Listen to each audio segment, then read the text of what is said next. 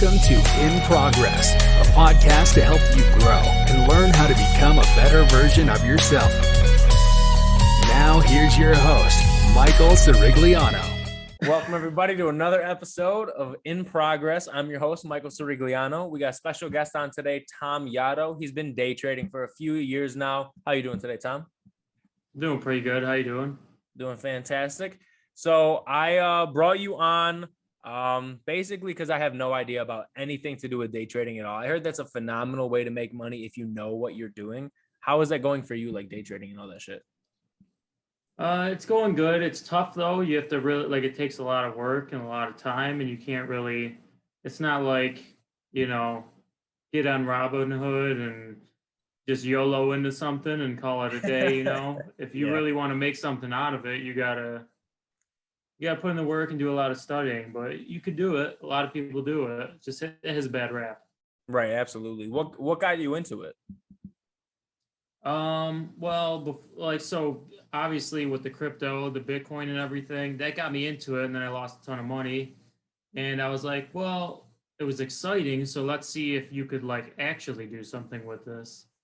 So I was screwing around with it for a couple of years, and then COVID happened, and I was like, wow, I could just you could just lose your job for no reason. Right. And then I was like, well, it might not be bad to have a little side hustle, not necessarily making it a career, but try to get a little extra change. And if something happens, you could always just buy a yacht and go out in the middle of the ocean and day trade and leave it all behind. That's true. See, that's the dream right there. The dream of a day trader. Yeah. Well, you need to have internet connection, but other than that, you're pretty good. I mean, portable Wi-Fi or some shit, I guess. Yeah, you could figure something out. Right. How is it something where you're actually making, can you at this point live off of that, or is it still building to that point? I could, but my tolerance for taking losses, there's an emotional element to it. Yeah. Cannot withstand it, the pressure of not having a job and relying on this. It's already hard enough as it is. I don't need that extra right now. Right. But as you progress and you get better and you get used to risking more, it's like anything, you get comfortable with it. To lose $1,000 in a day would devastate some people, but as you get used to trading, it doesn't matter to you because you're going to make money at the end of the year. You're going to have bad days, but it is what it is, Right. So what's the most you've lost in a day? That's the thing with me is I don't lose a lot in a day anymore because I don't trade like that. I have discipline now. A big day for me now is I lost $140, $150 the other day. That sucked, but you move on. It's not a big deal. I've been down a lot. I'm down, we can get into it later on, but there's hype in certain stocks and you get sucked into it, and I've lost thousands of dollars. It's not necessarily a one-day thing, but it adds up if you do it the wrong way. You could really lose a lot of money if you do it the wrong way. Yeah, absolutely. I was on one of the previous episodes, I had somebody come on talking about NFTs, and he said the same exact thing. People hype up certain NFTs, and if you jump in on the hype and don't actually do your research on it, they could be hyping you up just to basically fuck you. Yeah, I mean, there's pump and dumps. There's all sorts of stuff. I mean, I've gotten tricked into it before. I'm not gonna lie, that was a long time ago. But you have this. I mean, you see everyone else getting rich. They're really not. There's a couple people that won the lottery, just like people. Yeah.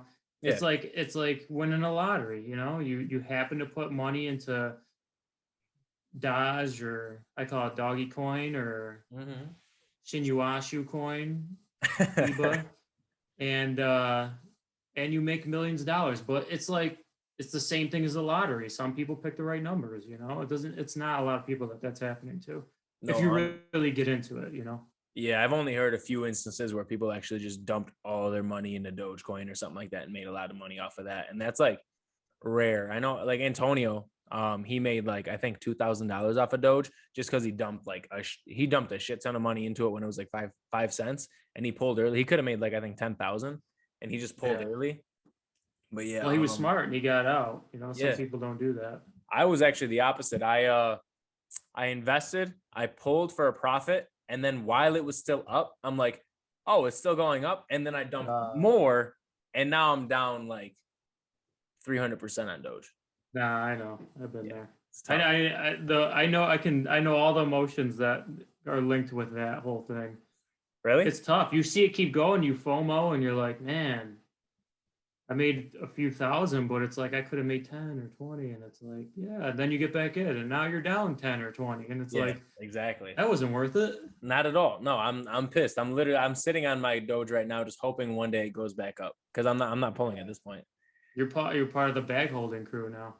Yeah, exactly. But that actually leads me into a question that I had for you, because me investing in stocks and shit like that, granted I don't do day trading, but like how'd you learn what stocks to trade and what stocks to go into? Like how do you know? How did you learn? Like what do you do? I mean, the greatest thing you can do for yourself is you open up a stock trading account. Mine is on TD Ameritrade. Mm-hmm. And you can trade stocks with fake money. And you do an account, and it's literally all the same numbers, all the same everything as regular stock trading, but you have fake money in your account. And you could just do simulation trading. And you just do that. And you go on YouTube and you find someone that, what they're saying makes sense to you. They're not trying to hype you up. Yeah.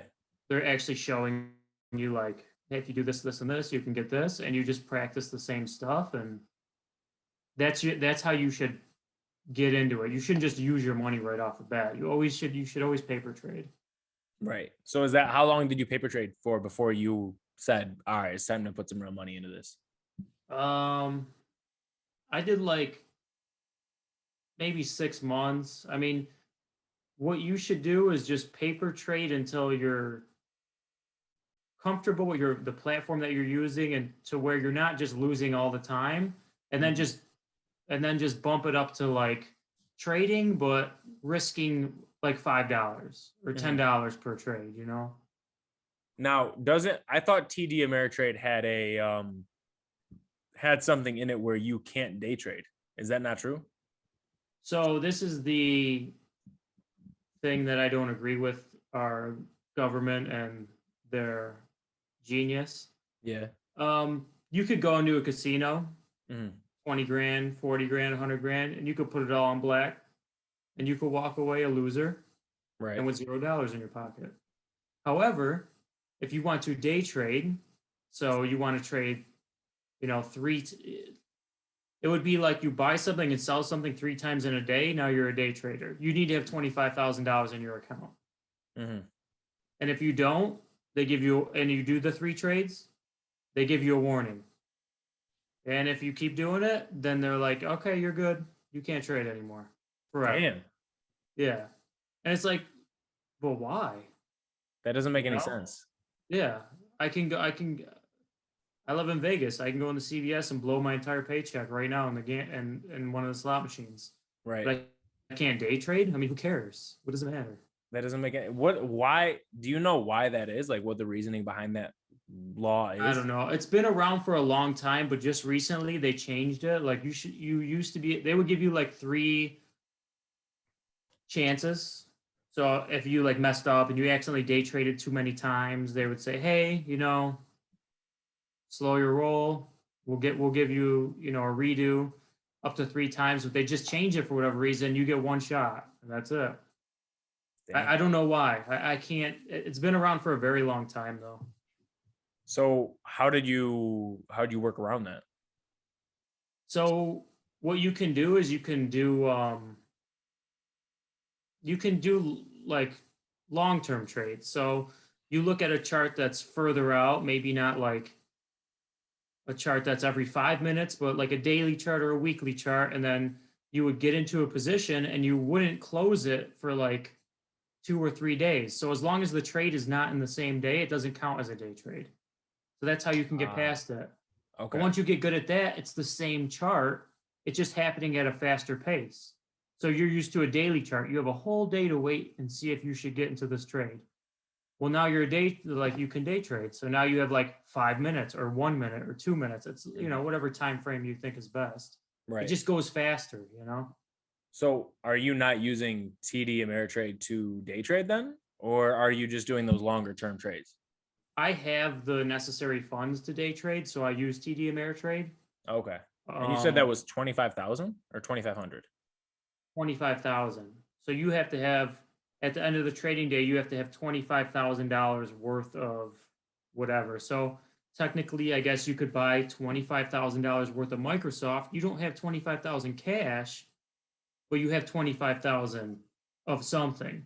Right. Now, if Microsoft drops 50 points or $50, and now it's not worth 25,000, you have to put in the amount of cash to get you back up to 25,000. Right.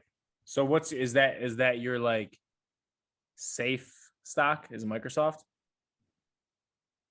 So I stopped suggesting stocks because I day trade. So I'm in it and I'm out of it. Right. So if I recommend a stock, I'm thinking like short term. But the person I recommend it to, they don't trade. So they're like, oh, okay, I'll buy the stock. Okay, well now they lost all their money. Well, I sold already. You know what I'm saying? Like, so Right. I can't, that's not my mentality. But if you just want to passively invest and not have to look at it every day, you can just buy a mutual fund. Mm-hmm. And that has a bunch of different stocks in it, and it just goes up over time. If you just don't want to deal with that. But if you want to day trade, that's when you like it's way more involved. So we could get into either or. There's two paths you can go, really. You should really do all of them, but So what you do is you have the 25,000 in your account, straight cash, and that's not invested in anything. It's just sitting. It's just there so that I can trade. And then from after that 25,000 being in your account, then you have money that you just trade with throughout the day. Yeah, well, I can use that 25,000, but as long as I don't lose it, I can keep trading. Right. If I do the 25,000 and I lose $1,000 that day, now I got to put another $1,000 in there and get it back up to 25,000 by the next day. Damn. Yeah. But I don't put myself in a situation to lose that much money. You know what I'm saying? Right. Exactly. And no, go ahead. When you do this, this is the part that's risky. They're going to give you margin. So if I put 25 grand in, they're going to give me $75,000. So I have $100,000 in there I can trade with, which sounds absurd. Like, how can you do that? That's the way it is. Wait, what do you mean they give you margin? What does that mean? They give you basically, they're like, oh, you put 25 grand in, so we'll give you 4 times whatever you have. And you could pick. You could say, I want a cash only account. And then you can trade, like, you could day trade. You won't get dinged or anything like that. But once you use up your cash, it takes 3 days to get your cash back. And you can't short stocks, so you can't bet against stocks. Okay. And then the other way to do it is just have the 25 grand. You could short them. You could bet against stocks, or you can day trade, and get the money right away because they give you up to 4 times whatever you put in there to short those stocks, it's called margin. What does shorting a stock mean? So let's say Apple was at 150 and you think it's going to go to 140. So you sell, you don't buy, you sell a share at 150, and then hopefully you're right, it goes to 140, you buy it back, and now you make $10. Oh. Yeah. Okay. So that's why they give you the margin, because they have to give you cash to borrow so that you can short a stock. So you can basically bet against the stock. Basically, when you sell a stock, you're basically borrowing the money. Okay. So from the broker. How do you know what stocks, like what indicator do you look for the stocks that you invest in on a daily basis? Like what's like when you see stocks, you're like, okay, this one I'm going to put into right now, and then I'm going to take it out here. Like, how do you decipher that? So if I were to do something super basic that anyone could really do is like say you're trading Bitcoin Mm-hmm. and Bitcoin doesn't have crypto doesn't have these regulations, by the way. You can trade as much as you want. You don't have to have a minimum amount or anything like that. Right. Uh they just have fees. Like TD Ameritrade doesn't have fees. Mm-hmm. So what you could do is you could add a simple like relative strength index, and basically that just tells you how strong the buyers or the sellers are, and when that number gets to like 30 or 20 or 30 on a daily chart, which is like it's considered a long-term chart if you're a day trader, Mm-hmm. or a 4-hour chart, then basically you could just buy there, and generally like 7 out of 10 times, 70%, which is pretty good odds, you would come out on top. You wait for it to bounce up a little bit and then you get out. So is that what is basically like what you do? You invest and you kind of like wait. So with day trading, I'm on like super short-term stock charts. So I'm basically like, this is where I want to buy, this is where I want to sell, and this is where I'm going to basically say I was wrong about what I did and I just want to get out. Mm-hmm. But when you're long term, you might not be like that. Like with crypto, I don't do that because it tends to generally crypto has always gone up from the time you have ever bought it. So I'm just going to go with that trend. So when crypto like dumps really hard, I just put money into it. And then and eventually it'll go up. But you shouldn't day trade like that. But if that's something where it's like I have a little nest egg there and I say this is the amount of this money, I don't care if it goes to zero. Mm-hmm. I'm willing to lose it all, but this is how I'm going to trade it. And when it drops really hard, I buy some, I let it go up, and then I sell it, and then I just keep doing that. So what's a day look like? Like you sitting in front of a computer, what does your day look like? Like what are you seeing on the computer screen? You're like, all right, this one I'm doing, this one I'm doing, I'm pulling out at this time. Like, what does that look like? So I'm on the West Coast, so stock market opens up at 6:30, so I'm getting up at 5:30. I get to my, I have coffee, whatever. Get to my computer around 6. I'm going to go and I'm going to put in, what stocks have between yesterday and right now, like there's a market before the market opens at 6:30, but there's trading before that. Yeah. It's just not fully open. So between yesterday and this pre-market trading, what stocks have gone up the most? So I look at all those charts and I put a list together. Maybe it's like 5, 6. Put it on my list. I'll have like one screen with like 20 charts on it, little charts, and then my middle screen has like my main chart, and then my right screen has entry, like a little program I made that gets me in and out of stocks. And I'll put those in my list. And then when the market opens, I'm going to look and see. So those stocks are already going up for pre-market. So they're already kind of on the going up side. It's called bullish. They're already bullish. All right. They're already going up. Yeah. So let me ride that. Let me ride that train. Why am I going to try to ride a stock that's going down, Right, exactly. So I have certain setups that I look for. So what you would do if you were trying to learn trading is it's basically pattern recognition. You see these candles that the stock's made out of all these candlesticks, and you see a pattern that you recognize, and you go, that pattern usually goes up. So when it goes across this price point, I'm gonna buy it. So what I'll do is I'll set in my program, this is where I want to buy, this is where I want to sell if it doesn't work out, and this is where I want to sell if it does work out. And I just copy and paste that in, and it sets an order for me, and I just sit there and wait. And if it works, it works. And if it doesn't, it doesn't. I move on. As that order's in, I'm looking at other charts, trying to find another trade. Damn. Sounds complicated, but once you get used to it, you do it enough. I mean, it's just like anything else. You learn how to do it. So you said it's pattern recognition, which I've heard from a bunch of people who trade stocks. That is the way to go. What is it? Different patterns for different stocks, or is every stock basically following the same pattern? It's all the same pattern. That's why you can make it something, because it's not as random as you think it would. People think the stocks go up and down and blah, blah, blah, and whatever. They do, but they do in a certain way that if you can figure it out, you can make money off of it.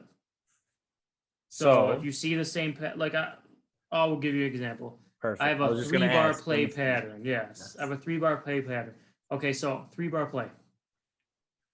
You have one candle. It's a big bar going up.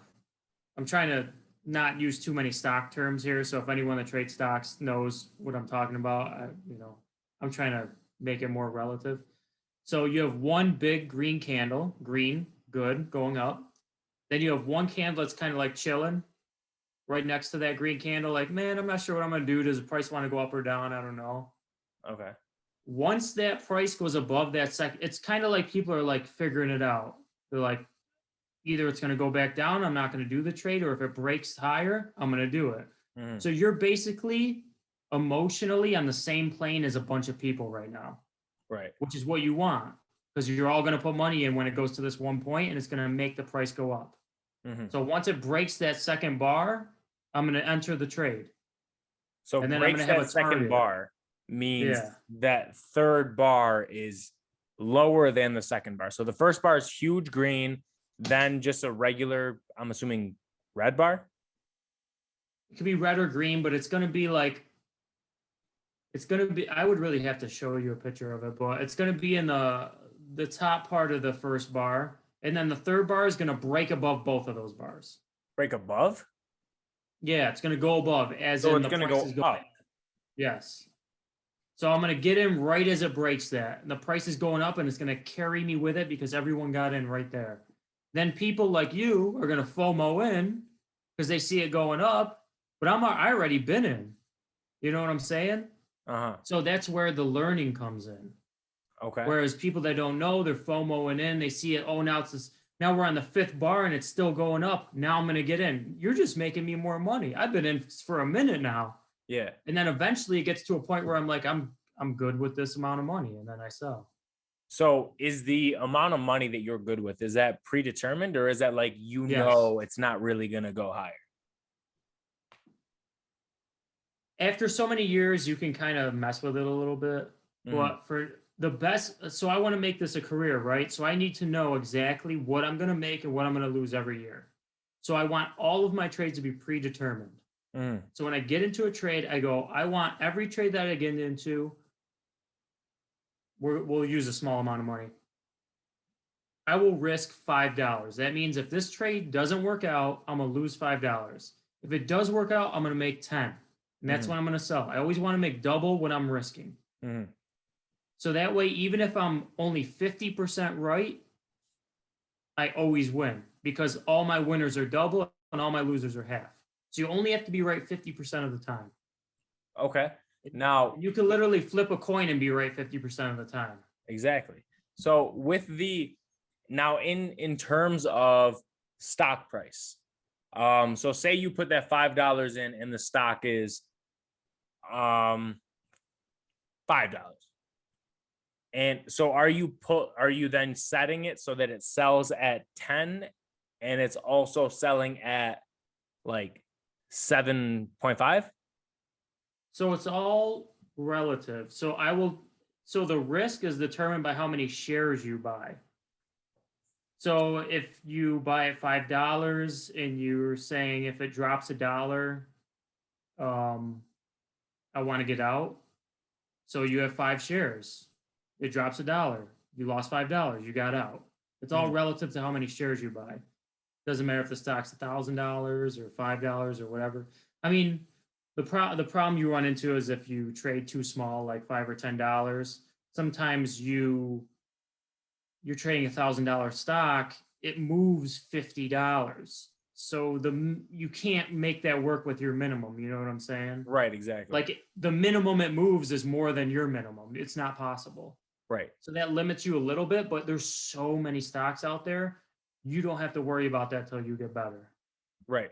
So is there a field that you tend to gravitate towards? Like, I know there's some day traders that like say airlines and cruises are like the ones they go with, or like tech is the one they go with, or what? Like, is there one that you gravitate towards, or is it completely based on movement pre-market?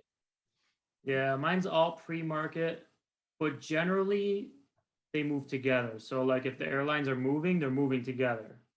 So then you just happen to be trading a lot of the airlines move with Boeing. So if Boeing's move, if the airlines are going up, Boeing's usually going up because they're selling them the planes. You know what I'm saying? Right. And all the bank stocks move together. So you end up, without even realizing it, you end up going for the same stocks, but it changes every day. The only thing that limits me is I do not want to be involved in a stock that doesn't trade at least a certain amount of shares a day, because then you can get, there's things called slippage. So you could enter a stock and you enter at 5 and you want to be out at $4 in case it doesn't work out for you, but it could drop all the way to $2 because there's not enough shares trading. So they can't get your share. They can't, whatever amount you bought, you can't get rid of them because there's not enough there for you. So it drops down to $3, and then it sells some more of your shares. Then it drops down to $2, and it finally filled you because that's where it found the shares. It's supply and demand. If there's no supply, you're not getting filled. You know what I'm saying? How does that work? So if you set your sell to $4, Yeah. and there's not a lot of shares being traded, Yeah. how would it sell at 2? Right. So you're trying to sell at 4 and you have 10 shares. Well, they only have 5. Well, they sold 5 of your shares, but now they got to drop down another $1. And then they got to drop down another $1 until they can find people that are willing to buy. They're looking for people that are willing to buy it for what you're selling it for. Supply and demand. Okay, so People don't realize that until they get into it, and then they go, "Oh, this is not really like." Don't really get what you want. You want it for 5, but sometimes you get it for $5.50 because there's no shares at 5. Right. So it's not based on what you want to sell it for. It's based on what people want to buy it for. Exactly. But if you trade stocks, Amazon, Facebook, Microsoft, there's so many shares, you're not going to have a problem. Tesla, you're good. It's when you're in the penny stocks, and people love penny stocks, and that's great and everything, but and then that's when you get this. That's when you lose a lot of money, But you can make a lot of money because they run a lot, so it's risk and reward. What do you want to do? So do you primarily day trade blue chip? Yeah, primarily because those are the ones with the volume. You know what I'm saying? Right. So But those are every the once ones in a that while could you actually get get your fit. Like you could fill whatever order Yeah. you placed. Yeah. I mean, you could trade lower price stocks when you're first starting out, but as you up your risk, you need more shares, and then you need stocks that do more volume. Not saying that you couldn't trade, there's stocks, Lucid, Rivian, stuff like that. Didn't used to have a lot of shares, but now they're popular, and now you can get a lot of shares because people are into it. I'm in Lucid, by the way. So you just have to move with the market, right? man. Yeah. So I'm trying to understand how, like, if I wanted to get into day trading, what am I, aside from the paper trading? Like, fuck the paper trading. I already paper traded. Yeah. How I didn't, but for the sake of the conversation. Yeah. Figuratively speaking. Right, figuratively.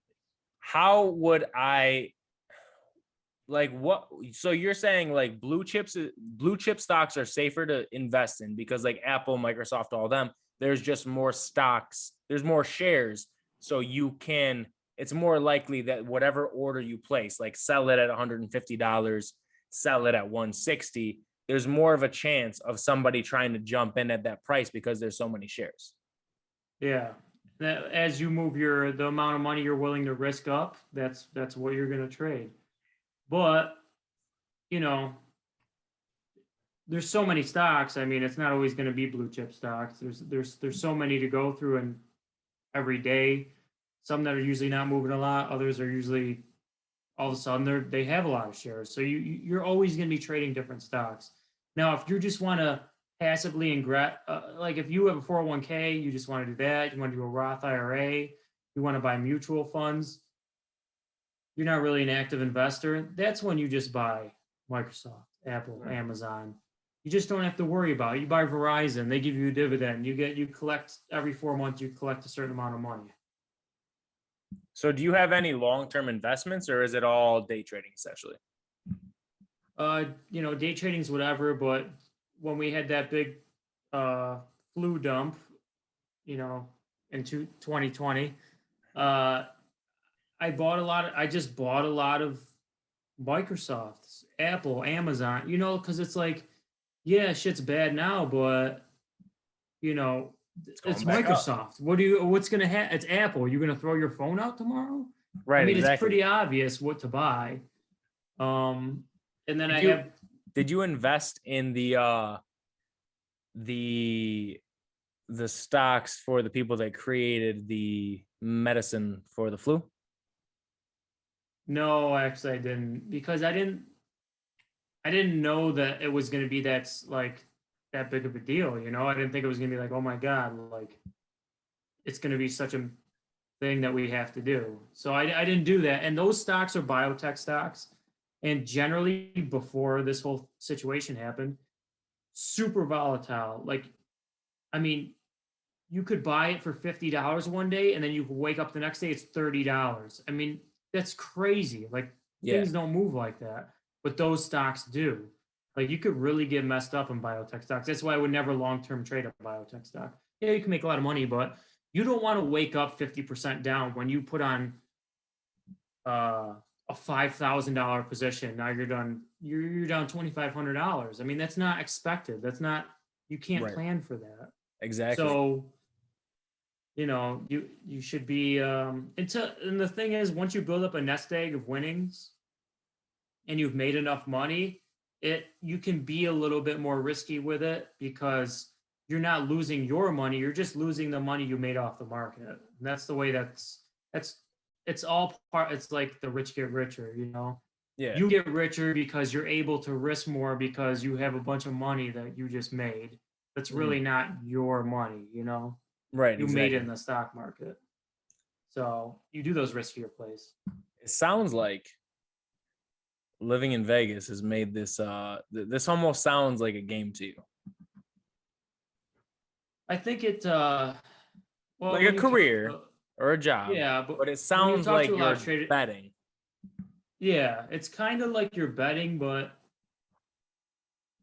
I mean, it is like a lot of people that play poker and are good at it are a lot of people that do stocks, and they happen to be good at that too, because they just know, risk and reward, when you get this certain hand that you could risk this much, because the odds are that you're going to win that hand, and it's just the same thing.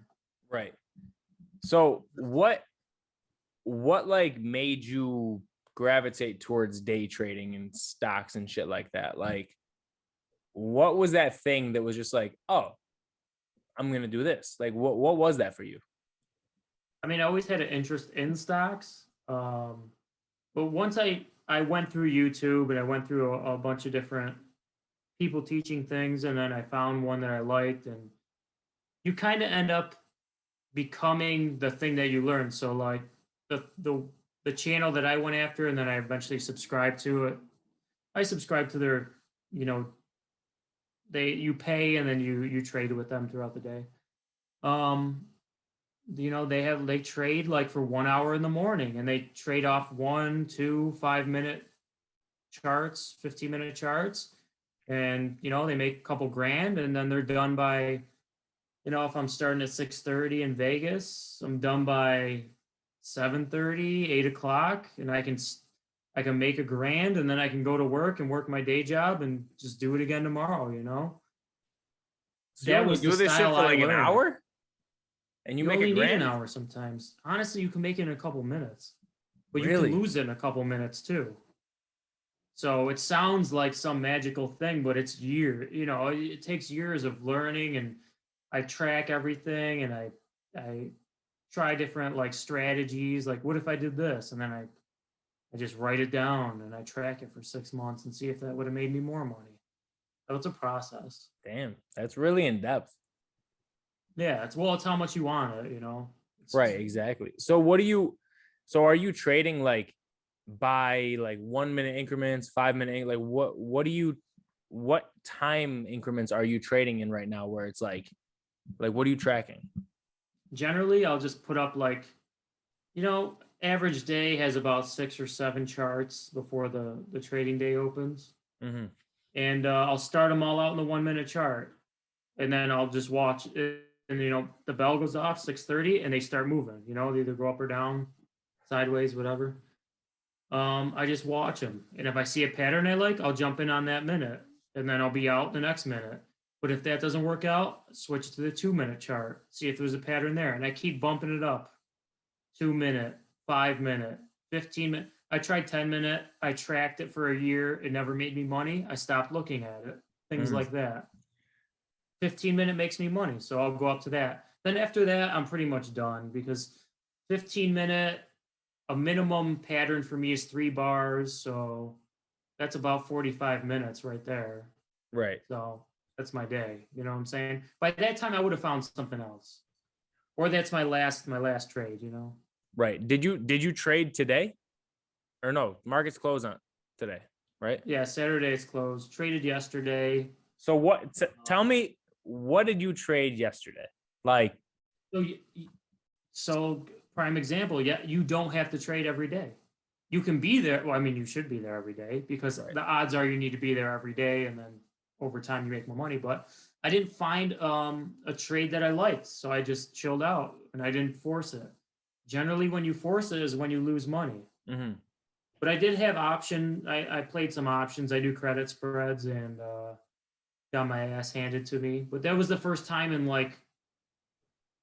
I don't know, 2 months that I really lost a whole lot of money. So I had a pretty good strategy going, and it makes you depressed and you think that you're a fucking idiot. You lost money, and you lost more money than some people make all day, but you'll make it back because you have the track record. Right, exactly. That's the hardest part is emotionally, how can you just, I mean, you're up 500 and then all of a sudden it turns around on you and you lose 1,000. How do you emotionally handle that? You know what I'm saying? Yeah. Why didn't I sell 500? Well, that's not your target. Your target is 1,000. If it doesn't make 1,000, you don't make money. Yeah, exactly. So you're risking losing the money by setting your target at double. Yeah. But in the long run, because I've done the work and I've done the math, I know that it'll make me money in the long run. Even if I lose today, I know over a month I'll make money. By the end of the month, I'll make the money. Right. By the end of the year, I'll have more money, even though it seems difficult to do during the day. But that's all part of the process. That's how you learn. So the last day, I want real life examples here. The last day that you actively traded, what did you jump in? What did you jump out? Like, what did you make? I think the last one, I might have lost money on the last one. I could check and see which one it was. Because I want to know, like, what it actually looks like. Because, like, it sounds easy as shit. And obviously it's not. You put in a lot of time. So, like, it's got to be harder than it sounds. But, like, I want to know, like, what stocks you're actually investing in. Are you investing in, like, stocks that are like $200-$300 stocks per share, or are you going for the lower ones? Are you investing in those like higher, like near 1,000? Like, what's your, like, because you're blue chip, so you got to be at least in the hundreds. Well, no, not necessarily. Like, I'll give you an example. I traded something the other day. I have it up here. It's called BHP. I don't even know what it is, man. I don't know what it does. I don't know what it is. I don't know anything about it. All I know is it was trading the amount of shares I needed that day. It had, which is the volume. It had the volume I needed, and it had the chart pattern I liked. So I got in at what did I get in at? Oh, I got in at 58.33, and I sold at 58.52, and I made money. That's all that mattered to me. So how much do you make on something like that? Because that's not a big jump. It's not, but if you buy enough shares of it, it is. So how many shares did you buy? Let's see here. So you buy like 1,000 shares.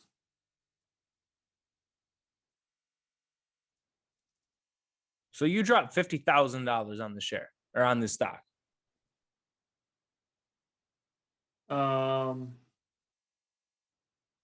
Yeah, 50. Yeah, it's no problem because they give you the leverage, so it's not a problem. Oh, they give you that extra 75,000. Yeah, so if I have 25 grand in there, they gave me an extra 75, so I have 100,000. So if I put 50,000 down, it's not a big deal to me. You know what I'm saying? So do you owe them that money, or is that just like, oh, hey, thanks for using us? They gave it to me, I used it, and I sold. I don't know them shit. I got the money, I made the money, and I'm out. You know what I'm saying? Now, here's the problem. When you're using leverage like that, it's called leverage. Had I bought that stock, used their money, and then didn't sell, and it went against me, it started going down. Like I bought it at 58, and it went down to like 45. I'm on the hook for that money. So if Oh, I don't pay them back that money within a certain amount of days, they take all my money and they sell all my stocks that I have in order to get that money. And then if I still don't have enough money, I owe them that money, which is messed up. And a lot of people get liquidated that way. And, I feel bad for them, but damn. it is So what if it you is. don't know what you're doing when you're day trading, you can really fuck yourself. Oh, yeah, man. I mean, think about it. If you short something and you bet against it and you're using their money, that stock can go up forever. So you can lose, you could have $1 million in there. If that stock keeps going up, you lose it all. At least if you're buying a stock, you're not shorting it. The most they could do is go to zero.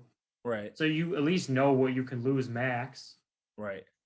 So what's the difference between buying 10 shares of a $50 stock and shorting a stock? So if you're buying it, you're just assuming it's going up. If you're shorting it, you're just assuming it's going down.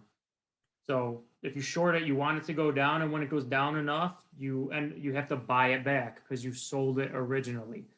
It's like a.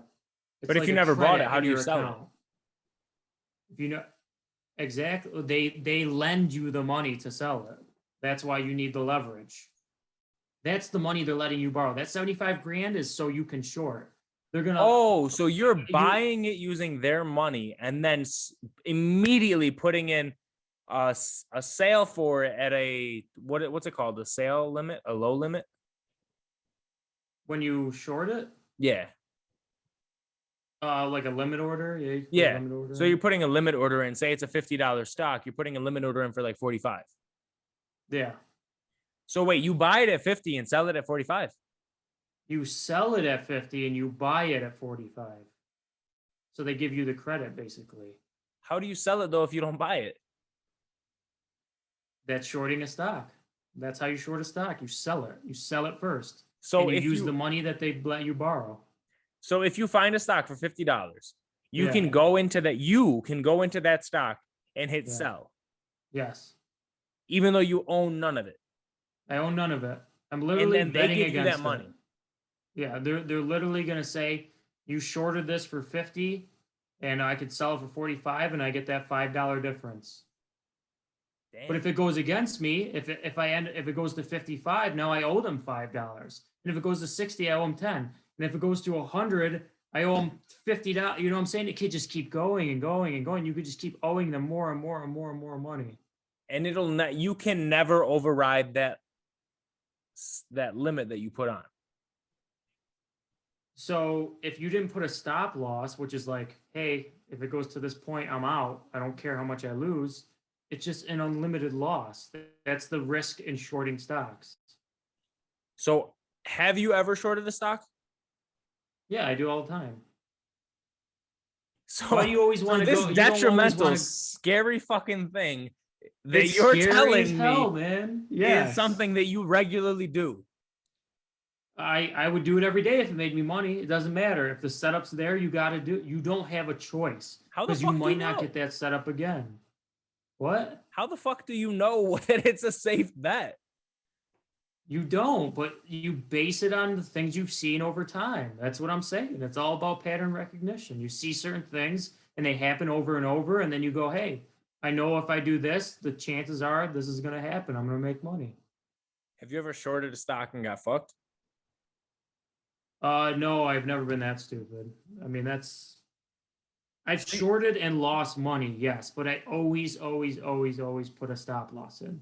I will always have a limit to my loss, because if you don't, you shouldn't do that. That's how you blow up your account. Is there a point in not setting a stop loss to where people do it and it's a thing? People do it. You can do it, but you should only do it if you're like, I mean, you're good. Like you're sitting there, you're watching it, and you're like on the trigger, and you've been trading for a long time, and that's the way you roll. Yeah, you could do it. I wouldn't do it, but so do it. People that don't put in a stop loss, essentially what they're saying when they do that is they're shorting the stock, a $50 stock for 45. And if it goes to 58.60, they're saying that I still believe that very soon it's going to drop under 50. That's right. It's hopium. They're drinking the hopium. They're smoking it, whatever you want to call it. Damn. They're hoping it goes back down. That's a dangerous game. That's gambling. So that's the difference between being a trader and being a gambler. If you don't use a stop loss, you're gambling because you don't know what you can lose. You can lose everything. That's right. Gambling. When you're day trading and you're really a trader, you have a stop loss. You're like, I can lose this exact amount on this trade, or I can make this exact amount. The only thing you would take off is you would always leave a stop loss, but maybe you take off your sell. I was going to say that kind of makes sense. Yeah. Because but then sometimes you take it off and then it goes up and you would be out by a couple pennies and it goes all the way back down and you lose and you could have won. So that's the risk you take. So have you ever shorted a stock without a sell limit? I always have a stop loss and an exit, but I have removed it before. Like if the market's really tanking and you get you get into a short and it starts really, you could see how many shares are being traded. And it really starts, the shares keep going up and up and up, and it's before your sell. I mean, I'll keep sliding it down, or you can remove it and you can just keep moving your stop loss down. So that way, if it moves back against you, then you're out, but you just keep sliding it down behind it, moving it. And then eventually it'll shoot up and it'll stop you out, but maybe you move down way more than you would have if you left that limit order on. Okay, so instead of doing a sell limit, you basically put the stop loss? The stop loss, you move that instead. You move the stop loss instead of the sell limit and basically do the same thing, but in the reverse? Yeah, so shorting is more complicated for people. So if we're saying we're going long on something where we want it to go up, if you enter at 50 and you're supposed to sell at 51 and you have a stop loss at 49, starts going up, you say, screw the 51, I'm going to take that off. Then it goes to 52, and then you move your stop loss to 51. Then it goes to 53, you move your stop loss to 52. You just keep moving it up behind it. So the price is here, your stop loss is here, and the price keeps going up and you're moving your stop loss. And then eventually the price will go like this and it'll stop you out. But shit, maybe you're $10 above where you thought you'd be. But wouldn't that mean, if you're shorting a stock, wouldn't that mean that you're losing money in that scenario? I was talking about if you're going long on a stock, if you're not shorting, because I feel like visually it's easier for people to. Oh, so you're saying investing in a stock, hoping that it goes up and then putting the stop loss behind what it's worth so that underneath you keep making as much as possible. Right. You just keep it $1 under, and you just keep doing that. And sometimes you get lucky and they just go all day, and then you could sell at the end of the day, you could hold it to the next day. So what are you typically trading within a day in regards to like how much money you're trading typically? Do you have like a limit, or do you just like whatever works? I have a limit based on the amount I'm willing to lose. So that's, if I have a stock that's $300 and I want it to move 10 cents, I'm gonna need a lot of shares. I might need like $100,000 worth of shares. You know what I'm saying? To Right. get it to get me my money. So in that case, I would put on $100,000 position, but it wouldn't phase me because I have a stop loss in. You So I using already know what I'm gonna lose. you're using TD's money just like that? Yeah, I do it all the time. How could you not? It's free money. That's the thing. It's So like you owe them. but then you shouldn't be trading them. You know what I'm saying? Oh, okay. Confidence. That's where the practice comes in. That's where the confidence comes. I didn't start out putting 100 grand down. You know what I'm saying? Right. I started out with nothing. Fake money. Right. So you went from the fake money to 100,000 real money. Correct. And then that's I'll put on $100,000 positions, but it does you're not like, oh, I'm gonna lose $100,000 because you have a stop loss in. Mm-hmm. But what if you shorted something, you put 100,000 down and you didn't have a stop loss, and all of a sudden some crazy thing happened, the market all of a sudden starts, well, not tanking but going up because you're shorting. Right. And dude, you could, I mean, honestly, where do you stop? Like, you're down 10 grand. Oh, it'll come back. You're down 20 grand. Oh, it'll come back. You're down 30 grand. Well, I already lost 30. Might as well see if it goes down. Well, now you're at 40. You see how this could get out of control? Exactly. Yeah. So how much is the most that you have lost in one day?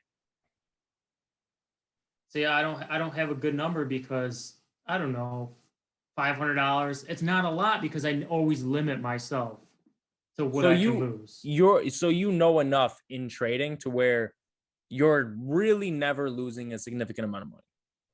Correct. So then, even if you don't know a lot, each loss that you're taking is so minuscule that it would take a whole year for you to add up to a lot. You'd have to really be fucking up. So then, the inverse. What's the most you've made in a day? I mean, I could pull on a couple thousand in a day. And you're talking about like 1 hour of trading. Yeah, I mean, if I'm gonna make something like that, I mean, I'm not to that risk level yet, but like if I was gonna do something like crypto where I'm a little more risky, then yeah, that when it gets going, you put in a full stack, and then you ride it out, and you can make a couple grand in a day. It might take a whole day, might take 2 days, but you can get there. The trading I haven't built up to, I can't lose. Because if I'm gonna make 1,000 in a day, I'm gonna lose 500 in a day. But right. I might take 3 trades, I might lose 1,500 in a day. It's not worth it for me yet to lose that much, So are you at this point only investing like that 1-2 hours a day, or are there days where you're day trading all day? I don't day trade all day. I do like 6:30 to 7:30, 8 o'clock. And then, my options plays that I do, I might I'll be checking in on the market like every hour or whatever. And then it might be, 11 a.m. and I see that the market's doing something I like. I'll log in real quick. I'll make a trade, and my option plays are usually 1 or 2 days. So I'll buy it on a Tuesday, I'll sell it on a Wednesday, or I'll buy it on a Monday, I'll sell it on a Wednesday. So I'm not sitting at the computer all day, but I can just bring it up on my phone. Oh, what's it look like? Okay. I'll buy some, sell some, whatever. Is there a point in time where you aspire to be trading all day, or is it not something you want to be doing like that? I don't think it's necessary. For me, I don't think it's necessary. I wouldn't want to do it, but if that's what made me money, I would do it.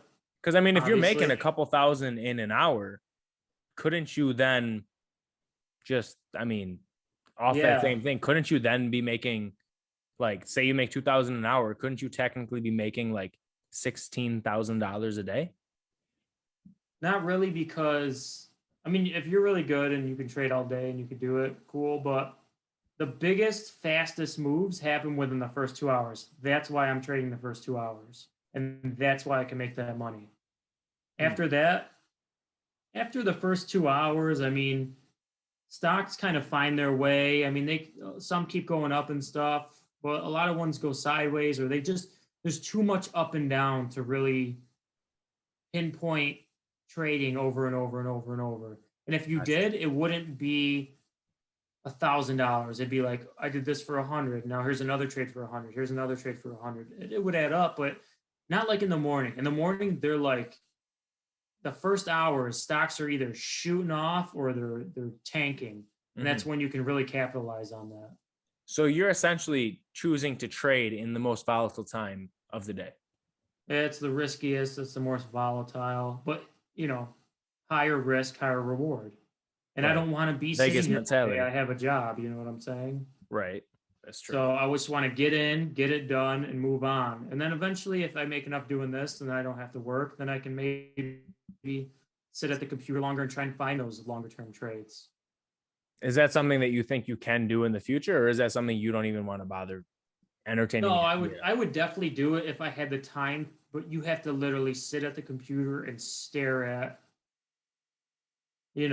charts over and over and over all day and just look for patterns, and it will take up your whole day. It's like super boring until it's exciting for that 20 minutes or 30 minutes, and then it's boring again for 2 hours. It's just like that week after week. So how is there any stock that like you regularly trade that's like one of those, like essentially a day trader stock? Not really. I mean, you could get those meme stocks, AMC, Coins, Shiba Inu. Yeah, I mean, those are crypto. So, and crypto's 24/7. I mean, at least You can't trade crypto on TD, right? No, I do Coinbase. There's some other platforms, Gemini, Bittrex.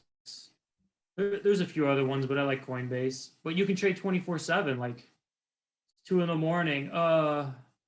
If you're some degenerate trader, I don't know, maybe you figured out a strategy where at 2 a.m, some shit's going down and you make money off of it. That's what's kind of cool about it. Once you can figure something out, you could just do it whenever, you could do it from wherever. Exactly. So are you trading off do you trade off your phone, or you don't even, because you're in front of your computer for an hour? Yeah, I can't really trade off the phone because it doesn't have the things I need. Like I can't see all the charts and all the tools that I have. Right. But say in the morning I bought a position, like I have an options trade. And what does that mean, options trade? So there's stock trading, which is like you buy the actual stock itself.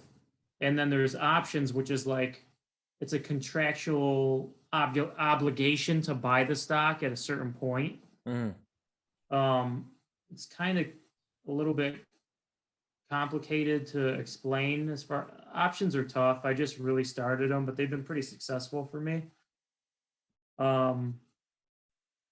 Basically, I can buy and see. This is going to sound super complicated. I can I could buy and sell a stock at the same time and still make money off of it, which doesn't make any sense whatsoever. But if you really got into the details of it, it makes sense. Make it make sense. But it takes a long time. Like I'm years into trading and I just started options. Some people pick it up really quick. I always liked the price action and the charts, so I always drew to that. But you could do good off of options. You don't really have to watch them as much. You can buy options you can buy something that you bought it today and you don't even find out if you're right for a year from now or 2 years from now. But people do it and they make a lot of money off of that. You just have to research it and study it. Okay, fair enough. So like Monday, you're trading again. So what do you literally every day it's the same thing for you? Or are you basically waking up, looking at what stocks are moving pre-market and just jumping into those stocks? Yeah, I mean it's literally the same thing every day as far as that goes. Just trying to find those stocks and hopefully see a pattern that you like and get into it. And if you just stick to that, that's the way you can actually make money doing this, versus just throwing money and this and that. And you really can't, there's no guarantee there, you can't really say, hey, I did this exact process for an entire year, and this is how much I made, and then I did it again this next year. So now I can bank on that. When you're just, you know, YOLOing into GameStop and whatever the next meme stock Hey, is, don't talk you shit don't about really that. know. That's not, yeah, I'm in all those stocks. yeah. Relax. I'm not hating on them. I'm just saying, it's a different mentality. If you're trying to It's stupid. make a career out of it. No, it's stupid. I lost everything you're saying. I lost money on, so it's retarded. Yeah. Yeah, but I started with you, but it wasn't with meme stocks. It was with crypto when crypto was crazy. Right. I had Bitcoins plural when it was a few dollars. You know what I'm saying? Like, right. Yeah. Well, even if I had hundreds of Bitcoins at a few dollars, would I have held it to $60,000? Or would I have sold when I made $1 million? Or would I have held when I got to 5 million? You don't know what you're gonna do. Exactly. I made 1,000 on Bitcoin. I thought I fucking won the lottery, and then I went to 60 grand. I could have made 60 grand. It was like, well, would I have even held that long? Like when it got to 10 grand, I probably would have been like, I'm out, man. Yeah, absolutely. No one would have thought Bitcoin would have got to where it's at. Yeah. But there's some people and that's where it's like dumb luck. It's like some people just bought and they were like, oh, whatever, and just forgot about it. Yeah. And now they have $1 million, But exactly. Some people won the lottery the other day, I feel like it's all relative. So when did you buy into Bitcoin? Man, I used to buy Bitcoin 15. I don't even remember what year it was. 2015, 14. It was after that. I think it was around maybe $100 or something like that. Damn. But I didn't know it. I know you just buy it so that you can go on the dark net and buy some drugs with it. You don't know anything about it. You don't know that It's going to be something. It's just something to get you something that you really want. But in 2017 is when I got serious about it, when it kind of was like in the $1,000 range. Yeah.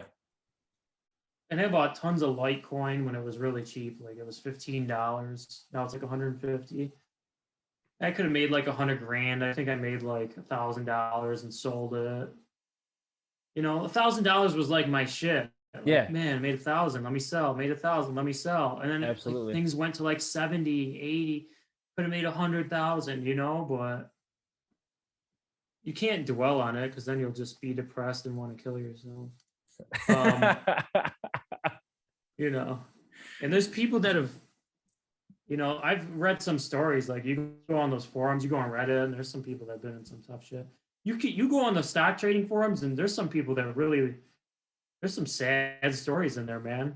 That's what you should read. You shouldn't read the ones where people became millionaires. You should read the one where they were supposed to buy their girlfriend a wedding ring, and they sold it to buy this stock, and the stock tanked, and now they don't have money for rent, and blah blah blah. There's more stories of that than there is of the other ones. Jesus News Christ. just doesn't report on the. They just want the ones that are like, oh my God, I made $1 million. Yeah, so more people just put money into the stock market. Yep. Especially if you're watching CNBC, that thing's like pure propaganda. I didn't know it at first, but once you get into stock trading, you realize it's like bullshit. I mean, you got to realize anything the news is reporting is trying to push whatever the government wants. I thought because it's a little bit like CNBC, a little bit better because it deals with money. So it's like money over everything type of thing. Yeah. So money over fake news, because without money, you don't got nothing. Well, even there's always some type of narrative, I feel like because, especially in this day and age, stocks are so prone to move based on influencers now that the news almost has to follow suit. Otherwise they'll lose money. Like when Dogecoin, for example, that shot up because of Elon. And so the only way to combat that is stations where stocks are being reported doing essentially the same thing. Like, all right, so these are the stocks we want to move. So we're going to report on these stocks specifically in the success, or like, oh, you should buy in because it's so low.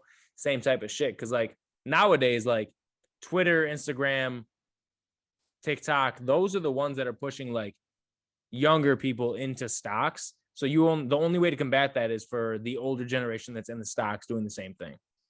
Yeah. I mean, even like I don't know if people know Jim Cramer. I mean, even he talked publicly about how he ran a hedge fund, millions and millions of dollars, and he would short a stock. Now everyone knows what shorting means. He would short a stock, and he would get someone to put out some news story about that company, and because he knew such and such, whatever news reporter, and they would say some bad shit about the company, and the company would tank.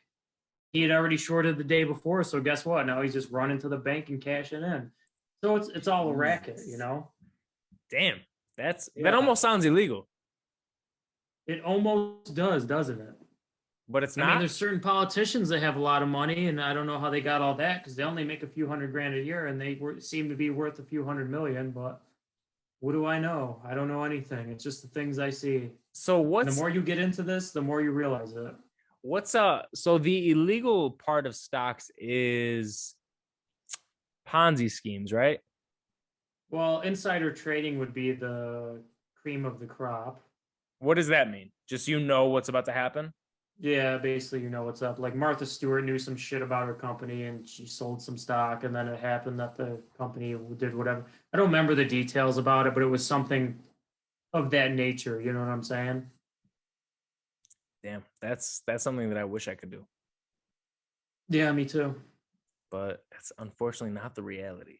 Yeah, well, you don't know people, you can't make money. Exactly. You got to do it the hard way. You got to learn how to trade stocks and grind your teeth and take years. And you know what? But the thing is, if you never do it, then you never did it, and you never know. Right.